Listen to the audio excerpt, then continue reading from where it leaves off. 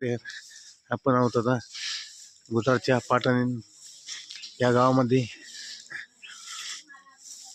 आज आपण या ठिकाणी आहोत. येथे भगवान चंद्रदेवाने तपश्चर्या केलेली आहे.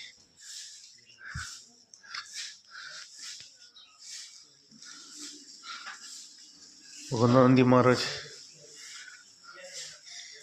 भगवान बजरंगबली,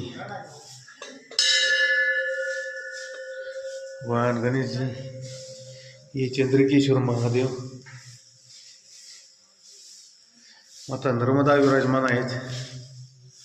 असे पुरातन स्थळही आहे. त्याचबरोबर येथे शुकदेव मुनींनी सुद्धा काही काळ तप केलेला आहे असे येथील मंत्र सांगतात.